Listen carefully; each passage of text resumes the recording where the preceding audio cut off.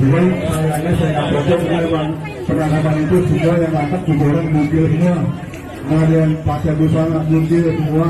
Jadi kalau saya pakai dari kemarin saya udah pantau Pak orang ini. Ini dia berumah tangga, dia nganggur tapi uangnya banyak.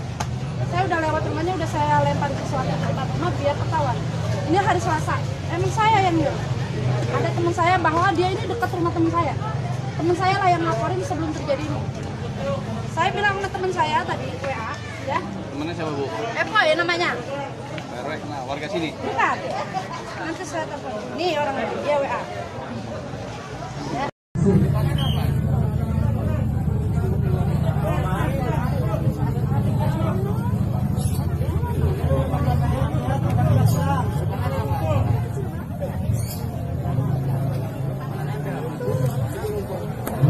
Kecil.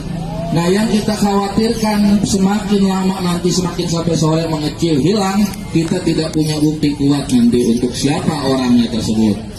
Ya. Jadi pada hari ini kami tokoh masyarakat semua mengatakan atau merapatkan dan hasil daripada keputusan kita semua pada siang ini babi ini akan kita matikan. Sehingga nanti kalau sudah mati keluarganya datang, pasti namanya keluarga anak yang hilang pasti datang. Ya.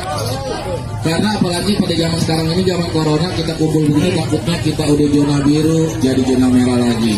Yang susah siapa? Kita juga. Bagaimana saudara penasihat hukum? Ada yang mau disampaikan?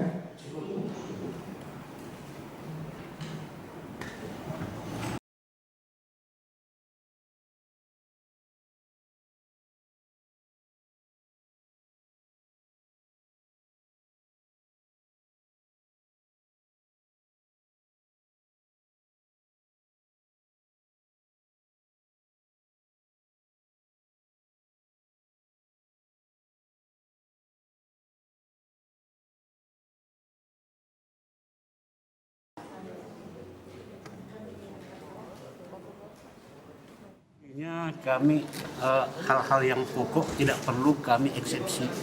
Jadi nanti untuk pembelaannya saja waktu pas pledoi baru kami hal-hal tersebut yang kami ajukan nanti di keberatannya saja.